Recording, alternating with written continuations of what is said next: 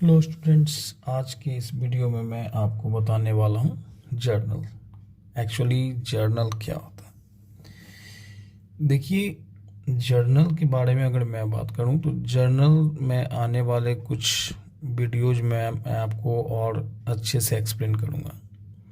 मैं जर्नल की एक वीडियो नहीं बनाऊँगा, कम से कम उसके जितने भी टाइप्स होते हैं उन सारे जर्नल्स के अलग अलग वीडियोज बनाए जाएंगे। जैसे कि ये जो है जर्नल का पहला वीडियो आप देखेंगे, तो जर्नल मैं चाहूँगा कि जितनी भी बेसिक से बेसिक तरीके से मैं आपके जर्नल चैप्टर्स को क्लियर कर सकूँ। देखिए, जर्नल एक्चुअली क्या होता है। जर्नल जो होता है ये अकाउंटिंग का फर्स्ट प्रोसेस माना जाता है।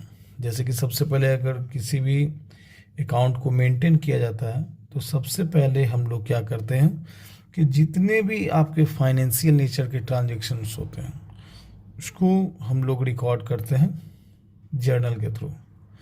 तो जर्नल जानने से पहले आपको जानना पड़ेगा फाइनेंशियल ट्रांजेक्शन।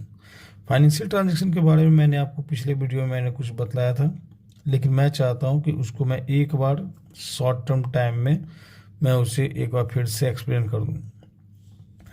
तो ये फाइनेंशियल ट्रांजेक्शन एक्चुअली होता क्या है। फाइनेंशियल ट्रांजेक्शन एक ऐसा ट्रांजेक्शन जो कि आपके बिजनेस के ऑपरेटिंग से रिलेटेड होता है, जो कि मॉनेटरी फॉर्म में होता है और जिसका मनी के साथ हम मेजरमेंट कर सकते हैं, माप सकते हैं।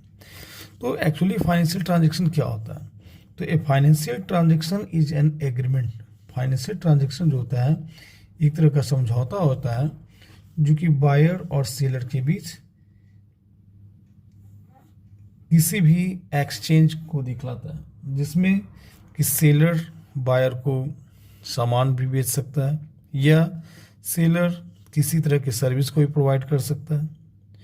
तो फाइनेंशियल ट्रांजेक्शन के अंतर्गत वे सारे वर्क्स आएंगे जो कि आपके फाइनेंशियल ट्रांजेक्शन से रिलेटेड जो कि आपके इकोनॉमिक एक्टिविटी से रिलेटेड आपके ट्रांजेक्शन को शो करेगा।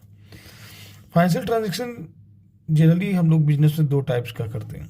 फर्स्ट है आपका कैश ट्रांजेक्शन और दूसरा है आपका क्रेडिट ट्रांजेक्शन। कैश ट्रांजेक्शन क्या होता है, तो it means any types transaction which involve immediate payment. मतलब कि इसमें वैसे ट्रांजेक्शन्स आएंगे जिसमें कि किसी भी एक्टिविटी से रिलेटेड इमीडिएट पेमेंट या रिसिप्ट किया जा सके। जैसे कि आप किसी सामान को किसी को खरीदते हैं, किसी से खरीदते हैं या किसी को बेचते हैं, तो उसके बिहाफ में अगर आपका मनी एक्सचेंज हो जाए तो वैसे ट्रांजेक्शन को हम लोग कैश ट्रांजेक्शन कहते हैं। मतलब कि जिस समय वो ट्रांजेक्शन होगा उसी के इमीडिएटली वहाँ पे कैश का ट्रांजेक्शन हो जाना चाहिए। सेकेंड है आपका क्रेडिट ट्रांजेक्शन। क्रेडिट ट्रांजेक्शन क्या होता है, इसमें वैसे ट्रांजेक्शन्स आएंगे जिसका पेमेंट का एक फ्यूचर डेट किया जाता है, जिसमें कि आप उस समय पेमेंट नहीं लेके आप उस पेमेंट को एक आने वाले दिनों में आप उसका पेमेंट करते हैं। मतलब उसका प्रॉम्प्ट पेमेंट तुरंत नहीं हो पाता है, तो ऐसे ट्रांजेक्शन को हम लोग क्रेडिट ट्रांजेक्शन कहते हैं। अब ट्रांजेक्शन जानने के बाद सबसे पहले ये आप अकाउंट्स जानना आपको पड़ेगा कि जो भी आप फाइनेंशियल ट्रांजेक्शन मेंटेन कर रहे हैं उसमें कौन कौन सा अकाउंट इफेक्टेड है। तो अकाउंट्स कितने टाइप का होता है ये मैंने पिछले क्लास में आपको बतलाया था, लेकिन मैं इसको एक बार फिर मैं आपको इसको रिवीजन दे रहा हूँ। अकाउंट क्या होता है, अकाउंट का होता है कि किसी भी person, organization, assets, income, loss, expense से रिलेटेड कोई भी ट्रांजेक्शन अगर उनके पर्टिकुलर अकाउंट में शो किया जाए, उनसे रिलेटेड पर्टिकुलर अकाउंट में शो किया जाए, तो वह उसका अकाउंट्स कहलाता है। तो मैंने यहाँ बतलाया था इससे पहले वाले क्लासेस में भी कि अकाउंट जनरली टू टाइप्स का होता है, एक personal account, second impersonal account. Personal account क्या होता है, पर्सनल अकाउंट में किसी पर्सन के नाम का अकाउंट आता है और किसी ऑर्गेनाइजेशन के नाम का, जो भी जितने भी ऑर्गेनाइजेशंस हैं, जो भी संस्था होते हैं जो कि सारे व्यक्तियों के समूह के द्वारा एक कॉमन पर्पज से चलाए जाते हैं, वे सारे ऑर्गेनाइजेशन जो हैं वो पर्सनल अकाउंट के अंतर्गत आते हैं। इसे मैंने आपको बताया था कि पर्सनल अकाउंट जो होता है जनरली तीन टाइप का होता है। एक नेचुरल पर्सनल अकाउंट, तो नेचुरल पर्सनल अकाउंट में जितने भी इंडिविजुअल पर्सन्स होते हैं जो कि व्यक्ति के रूप में होते हैं, जैसे सौरभ, श्वेता अकाउंट, या जो कि किसी पर्सन को के बारे में आपको रिप्रेजेंट करता है, जैसे कैपिटल अकाउंट। कैपिटल क्या चीज़ को रिप्रेजेंट करता है? बिजनेस के ऑनर को रिप्रेजेंट करता है। तो कैपिटल क्या है? पर्सनल अकाउंट है। ड्राविंग, ड्राविंग क्या है? ड्राविंग बिजनेस के ऑनर को रिप्रेजेंट करता है, क्योंकि ड्राविंग क्या होता है कि बिजनेस से अगर आप कोई भी सामान या पैसा अगर बिजनेस से पर्सन के लिए विड्रॉ करते हैं तो उससे हम ड्राविंग कहते हैं। तो ये जितने भी अकाउंट्स हैं ये आपके नेचुरल पर्सनल अकाउंट के अंतर्गत आता है। सेकेंड आपका आया artificial personal account. Artificial personal account में जितने भी ऑर्गेनाइजेशंस होते हैं जो कि एक कॉमन पर्पस के लिए काम करता है, वो सारे ऑर्गेनाइजेशंस आर्टिफिशियल पर्सनल अकाउंट के अंतर्गत आएगा, जिसमें bank, school, club, gym, hospital, college, company etcetera. उसके थर्ड पॉइंट है आपका रिप्रेजेंटेटिव पर्सनल अकाउंट। तो रिप्रेजेंटेटिव पर्सनल अकाउंट क्या होता है? इससे पहले जानने से पहले हमें जानना पड़ेगा कि नॉमिनल अकाउंट क्या होता है। तो सबसे पहले रिप्रेजेंटेटिव पर्सनल अकाउंट से जानने से पहले हम लोग नॉमिनल अकाउंट के बारे में चर्चा करेंगे। अब यहाँ पे हम देख रहे हैं ये अकाउंट्स का दूसरा टाइप क्या है? Impersonal account. इम्पर्सनल अकाउंट क्या होता है? तो इम्पर्सनल अकाउंट में वैसे अकाउंट आएंगे जो कि पर्सनल अकाउंट के अंतर्गत नहीं आते हैं। Impersonal account generally two types का होता है, फर्स्ट रियल अकाउंट और second nominal account. Real account क्या होता है? रियल अकाउंट में आपका जितने भी एसेट्स होते हैं आपके बिजनेस के, जो भी छोटी मोटी वस्तुएं होती हैं, वो सभी के सभी रियल अकाउंट में आता है। तो रियल अकाउंट का आप नॉर्मली डिफाइन कर सकते हैं कि रियल अकाउंट में जितने भी एसेट्स एवरीथिंग्स आएंगे जिसका एक मनी मेजरमेंट हो सके, जिसका एक मनी वैल्यू होता है, वो रियल अकाउंट के अंतर्गत आता है। तीसरा आपका क्या है? Nominal account. तो नॉमिनल अकाउंट में क्या आएगा? बिजनेस के जितने भी इनकम होंगे, बिजनेस के जो भी लॉसेस होंगे, बिजनेस के जो भी एक्सपेंसेस होंगे, ये सभी के सभी नॉमिनल अकाउंट के अंतर्गत आता है। अब हम इन तीनों को इससे कुछ रिलेटेड एग्जांपल्स में बतलाएंगे। यहाँ पर देखिए मैंने आपको बतलाया है यहाँ।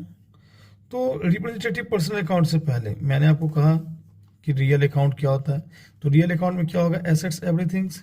यहाँ हमने लिखा है which are express in terms of money, मतलब कि इसमें जो भी संपत्ति या वस्तुएं आएंगी वो वस्तुएं आएंगी जिसको कि आप मनी के रूप में जान सकते हैं, जिसका एक मनी वैल्यू होता है, जैसे land, building, plant, machine, furniture, cash, stock etcetera.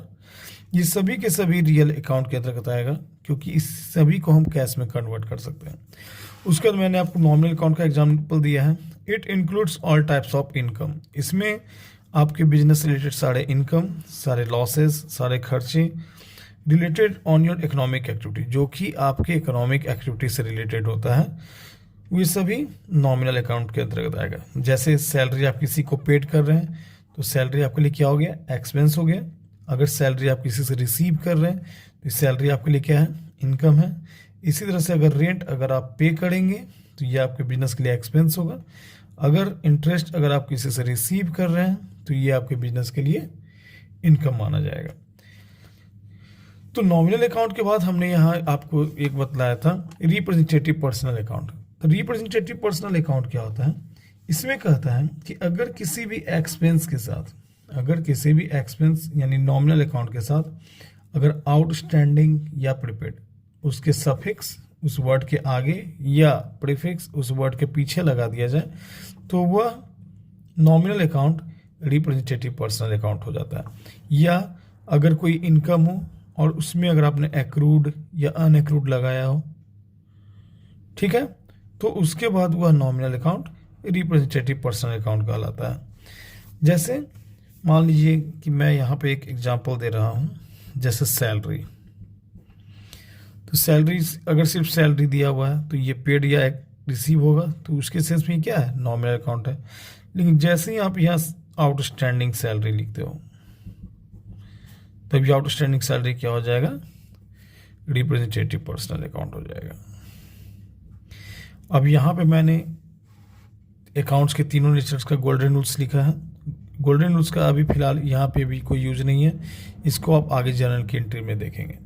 Personal account का गोल्डन रूल्स क्या होता है? डेबिट द रिसीवर, पाने वाले को डेबिट करेंगे हम, क्रेडिट द गिवर, और देने वाले को क्रेडिट करेंगे। सेकेंड है आपका रियल अकाउंट। रियल अकाउंट कहता है डेबिट व्हाट्स कम्स इन, जो भी रियल अकाउंट आपके बिजनेस में आ रहा है उसे हम डेबिट करेंगे, और जो भी रियल अकाउंट आपके बिजनेस से जा रहा है उसे हम क्रेडिट करेंगे। उसके बाद तीसरा आता है नॉमिनल अकाउंट। नॉमिनल अकाउंट के बारे में हम क्या कर सकते हैं? All expense and loss are debit, मतलब जितने भी आपके बिजनेस से रिलेटेड एक्सपेंसेस और लॉसेस होते हैं हम उन्हें डेबिट करते हैं। उसके जितने भी इनकम और गेन जो कि आपके बिजनेस के लिए हो उसे हम क्रेडिट करते हैं। यहाँ पर मैंने आगे के पेज में मैंने आपको बताया है, हमने एक यहाँ लिस्ट तैयार किया है आपके लिए, जिसमें कि इस लिस्ट में मैंने कुछ डिफरेंट अकाउंट्स को इन तीनों ग्रुप में बांटा है। जैसे ये पर्सनल अकाउंट में जितने भी हैं ये सभी के सभी पर्सनल अकाउंट के अंतर्गत आते हैं। उसके बाद ये सभी जो हैं ये सारे के सारे रियल अकाउंट्स के अंतर्गत आते हैं, और ये सारे के सारे ये नॉमिनल अकाउंट के अंतर्गत आते हैं।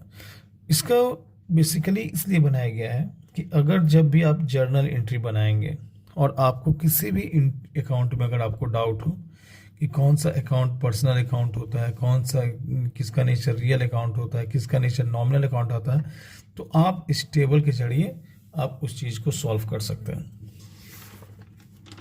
अब यहाँ के आने के बाद मैंने आपको यहाँ बतलाया है जर्नल। ये जर्नल का पहला पार्ट है, जिसमें पहले पार्ट में मैं आपको बस उसमें थोड़ी सी टॉपिक्स को मैं हैंडल कर रहा हूँ। इसके आगे के टॉपिक्स मैं नेक्स्ट वीडियोज में हैंडल करूँगा। देखिए जर्नल एक्चुअली क्या होता है, तो जर्नल को सबसे पहला स्टेप माना जाता है अकाउंटिंग का। इसमें जितने भी फाइनेंशियल नेचर के ट्रांजेक्शन्स आपके इकोनॉमिक एक्टिविटी से रिलेटेड होता है, उसे फर्स्ट टाइप अगर रिकॉर्डिंग की बात कही जाए तो रिकॉर्डिंग हम जर्नल के थ्रू करते हैं। इसलिए मैंने इसे डिफाइन किया है, it is the first step of accounting cycle. मतलब पूरे अकाउंटिंग वर्क के दौरान का पहला वर्क माना जाता है journal. It is used to record all the business transaction. इसका उपयोग हम लोग क्या करते हैं? जितने भी बिजनेस ट्रांजेक्शन्स होते हैं उसको रिकॉर्ड करने में करते हैं। तो यहाँ जर्नल का प्रोसेस हमने दिखाया है कि जर्नल के प्रोसेस किस तरह से अगले स्टेप वाइज कैसे हम उन चीज़ को तैयार करते हैं। तो जर्नल के लिए सबसे पहले क्या होना चाहिए? ट्रांजेक्शन होना चाहिए। ट्रांजेक्शन मतलब कि फाइनेंशियल नेचर ट्रांजेक्शन, ये आपके क्वेश्चंस में दिया रहेगा। उसके बाद इसका सेकंड स्टेप आता है आइडेंटिफाई द अकाउंट्स, मतलब आपको पहचानना पड़ेगा कि उस ट्रांजेक्शन में कौन कौन से अकाउंट इन्वॉल्व हैं। ठीक है। उसके तीसरा स्टेप है नेचर ऑफ अकाउंट्स। उसके बाद आपको पहचानना होगा कि वो अकाउंट किस नेचर का है, पर्सनल है, रियल है या नॉमिनल है। उसके बाद अप्लाई करेंगे गोल्डन रूल्स को, जो गोल्डन रूल्स हमने पिछले पेज में बताया यहाँ पे आपको। ये तीनों इसके गोल्डन रूल्स हैं, तीनों अकाउंट्स के, और इस गोल्डन रूल्स को हम एक एक करके अप्लाई करेंगे जर्नल की एंट्री तैयार करने में। अब यहाँ पे हमने आपको कुछ सिंपल एंट्रीज दिया है। सिंपल एंट्रीज में सिर्फ मैं आपको जर्नल के बारे में इंट्रो दे रहा हूँ। तो जर्नल होने के लिए क्या होना चाहिए? सबसे पहले ट्रांजेक्शन होना चाहिए, और हमने यहाँ कुछ ट्रांजेक्शन दिया है। जैसे देखिए मान लीजिए 1 जुलाई, यहाँ मैंने 1 महीने का दिया है एक ट्रांजेक्शन। 1 जुलाई का पहला दिन, यहाँ पे हमने एक ट्रांजेक्शन दिया कि Ram started business with cash, मतलब राम ने अपने बिजनेस को शुरू किया। अब बिजनेस को शुरू करने वक्त उसने कैश लगाया। कितना कैश लगाया? 10,000। तो ये आपके बिजनेस से रिलेटेड है, तो ये आपके बिजनेस का क्या कहलाएगा? ट्रांजेक्शन कहलाएगा। ठीक है।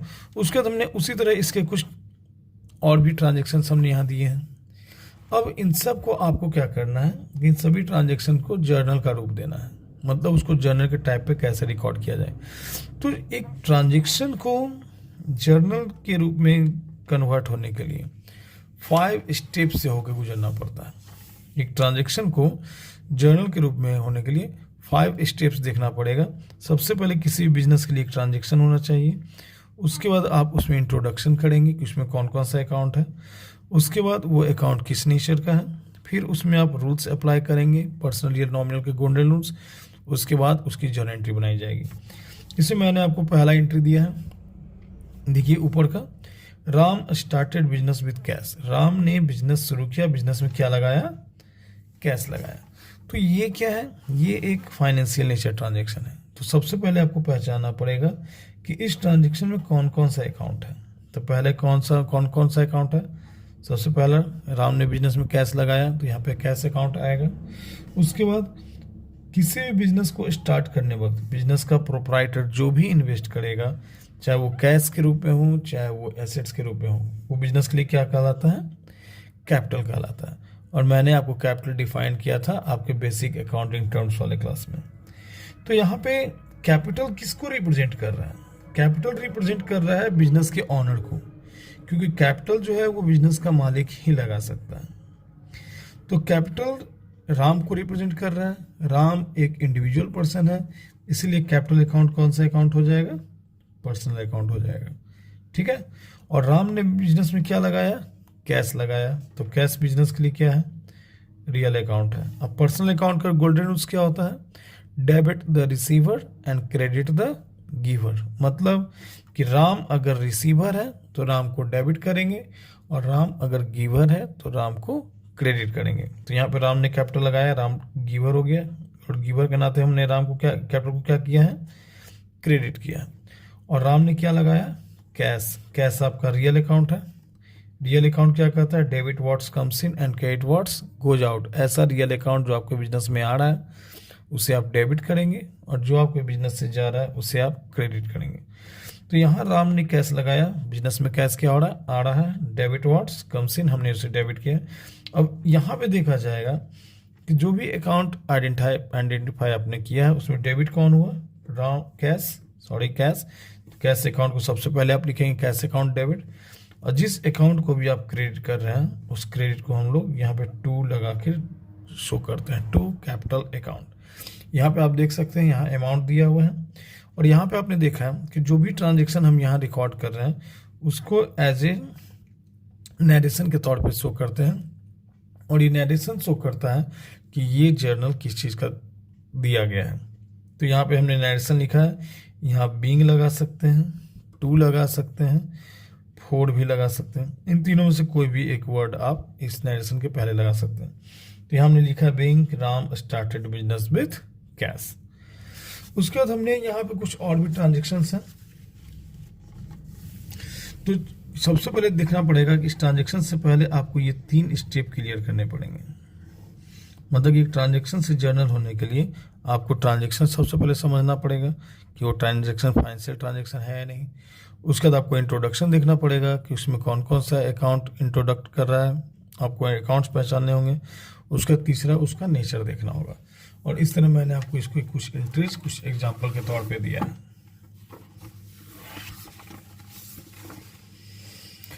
अब यहाँ पे आप देख सकते हैं कि हमने यहाँ कुछ एंट्रीज रखे हैं। जुलाई 2 परचेज गुड्स फॉर कैश, इसका हिंदी आप समझ सकते हैं, सामान हमने खरीदा और उसके बदले में हमने उसे क्या दिया, जिससे हमने सामान खरीदा उससे कैश दिया।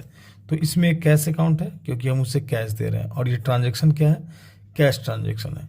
तो कैश अकाउंट क्या हो गया, रियल अकाउंट। और यहाँ पर आप देख रहे हैं परचेज गुड्स है। आप सोच रहे होंगे कि गुड्स के आगे गुड्स के लिए परचेज क्यों आ रहा है, क्योंकि गुड्स यहाँ आइडेंटिफाइड गुड्स नहीं है। मतलब यहाँ आप क्वेश्चन देख के नहीं बता सकते हैं कि यहाँ पे कौन सा सामान खरीदा गया है।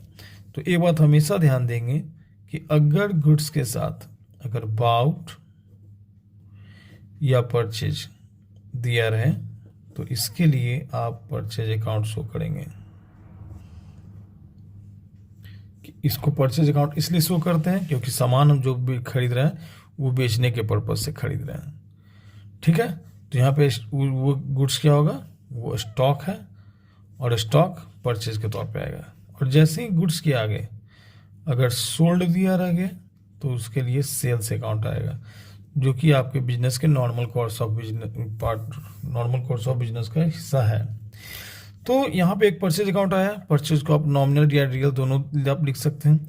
अब नेक्स्ट एंट्री में आप देख रहे हैं कि bought a machine for cash, आपने एक मशीन खरीदा नगद। अब यहाँ देख रहे हैं बाउट है, लेकिन यहाँ आप सामान क्लियर है कि यहाँ आप मशीन खरीद रहे हैं, तो मशीन अकाउंट रियल अकाउंट कहलाएगा, क्योंकि मशीन क्या है, जिसका मनी वैल्यू हो सकता है। और दूसरा यहाँ देख रहे हैं आपका कैश है, तो यहाँ दूसरा अकाउंट क्या आएगा, कैश, जो कि रियल अकाउंट है। तीसरा आप देख रहे हैं next bought goods for cash, goods के आगे फिर बाउट है, तो गुड्स के आगे बाउट रहेगा तो क्या कौन सा अकाउंट आएगा, परचेज। तो हमने यहाँ परचेज अकाउंट दिया है, यहाँ भी cash, cash real, purchase nominal भी लिख सकते हैं और रियल भी लिख सकते हैं। उसका देख रहे हैं आप cash deposited into bank, bank में कैश जमा किया, तो बैंक में क्या आपने जमा किया, कैश, कैश आपका क्या है, रियल अकाउंट है, और कैश आप कहाँ डिपॉजिट कर रहे हैं, बैंक में डिपॉजिट कर रहे हैं। तो बैंक क्या है, एक ऑर्गेनाइजेशन है। बैंक क्या है, ऑर्गेनाइजेशन है। ऑर्गेनाइजेशन वो क्या होता है, आर्टिफिशियल पर्सनल अकाउंट होता है। उसके बाद मैंने नेक्स्ट एंट्री में दिया है bought goods from Shyam, Shyam से आपने सामान खरीदा है। यहाँ पे ये कैश यहाँ कहीं भी शो नहीं हो रहा है, तो ये क्रेडिट ट्रांजेक्शन माना जाएगा। गुड्स के आगे बाउट है तो परचेज अकाउंट आएगा, या मैंने आपको बतलाया था। तो परचेज अकाउंट क्या है, नॉमिनल और रियल। उसके बाद यहाँ पर क्या है, श्याम, श्याम आपका कौन सा अकाउंट है, पर्सनल अकाउंट।